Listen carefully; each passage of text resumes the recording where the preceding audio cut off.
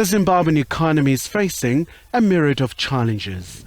There is rising macroeconomic instability, uncertainty remains high, and this has been exacerbated by the COVID-19 pandemic. The Zimbabwe Congress of Trade Unions says it's high time that labour movements use platforms like the COSATU Congress to find solutions. This conference or this gathering is coming at a time when the workers, not in South Africa only, not in the region only, all over the world. I think issues of COVID-19, we are coming from a crisis of COVID-19, issues of decent work, issues of job losses, issues of energy crisis.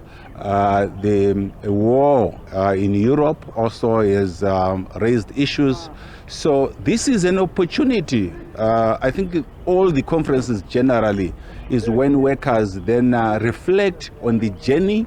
Energy security is another critical issue as Zimbabwe and South Africa are both battling to keep the lights on. I think we are experiencing it in Zimbabwe. We haven't seen much work in terms of how our governments in the region are tackling the issue of energy.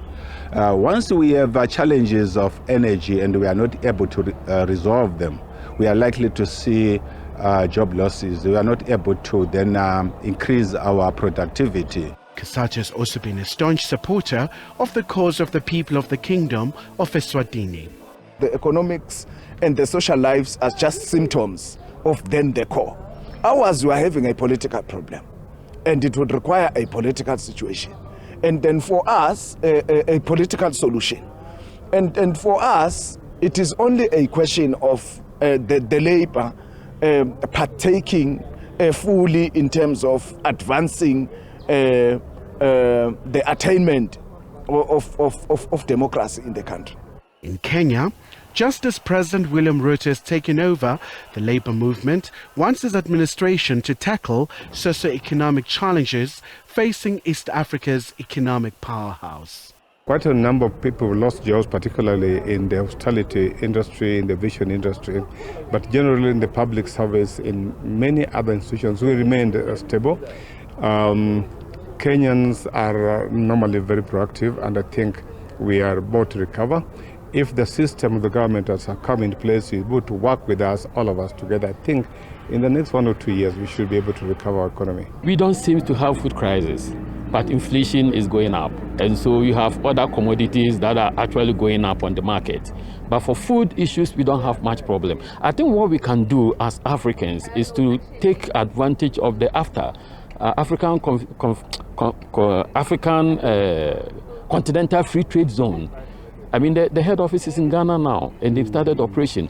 And some international guests are quite optimistic about finding solutions to deal with job losses.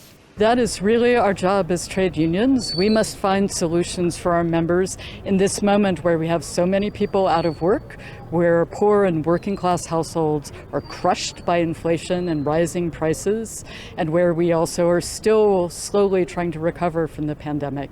So we must find solutions as a democratic movement. One of the major challenges that the trade union leaders have raised is around energy security, especially in Southern Africa. They've called on the leaders to prioritize the issue to avoid job losses. Khayelihle Khumalo, SABC News, Johannesburg.